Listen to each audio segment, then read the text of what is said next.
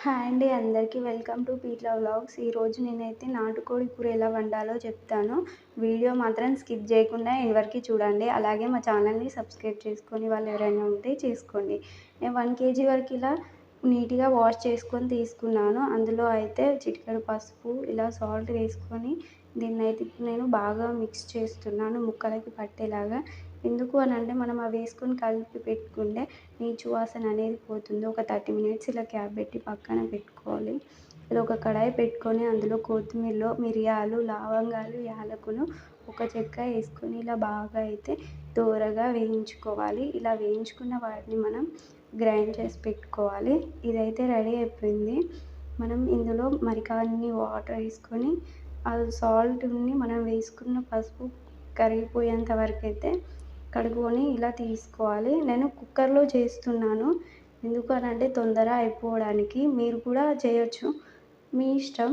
కుక్కర్లో అయినా చేసుకోండి, లేదు అని అనుకుంటే ప్యాన్లో అయినా చేసుకోండి. Cooker is best option. ఎందుకు అని అంటే త్వరగా ఉడుకుతుంది కాబట్టి. ఇలా 1/2 కప్ వరకు ఆనియన్స్, మిర్చీస్, అలాగే 2 బగారాకు, అల్లం వెల్లుల్లి పేస్ట్, కొబ్బరి పౌడర్ వేసుకొని అయితే నేను ఇలా కలుపుకున్నాను. అవి గోల్డెన్ కలర్ వచ్చేదాకా వేగాక అయితే ఇలా చిటికెడు పసుపు వేసుకొని కలుపుకోవాలి. మనం ముందుగా కడిగి పెట్టుకున్న దీన్నైతే ఇలా తీసుకోవాలి. అంతా బాగా ముక్కలకి పట్టేలాగా కలుపుకొని ఇక్కడ నేను విజిల్ తీసేసాను. విజిల్ తీసేసి దానికి ఉన్న రబ్బర్ తీసేసి ఇలా కుక్కవనిచ్చాను ఒక 30 మినిట్స్ అలా ముక్కలు ఉడకడానికి.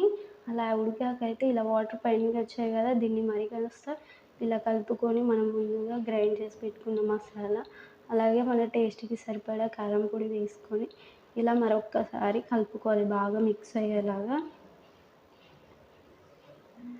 ఇలా కలుపుకున్నాకైతే ఇందులో మరికొన్ని వాటర్ వేసుకొని ఇప్పుడు మనం కుక్కర్కి క్యాప్ పెట్టుకోవాలి.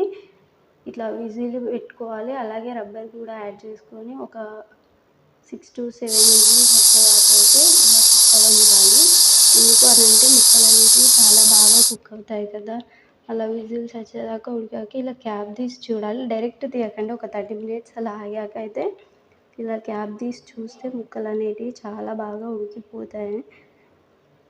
చూసారా ఎంత చక్కగా ఉడికాయో. మీరు కూడా ట్రై చేయండి. అలాగే ఇంకెవరైనా మా ఛానల్ని సబ్స్క్రైబ్ చేసుకునే వాళ్ళు ఎవరైనా ఉంటే చేసుకోండి, మరిన్ని మంచి మంచి వీడియోస్ కోసం.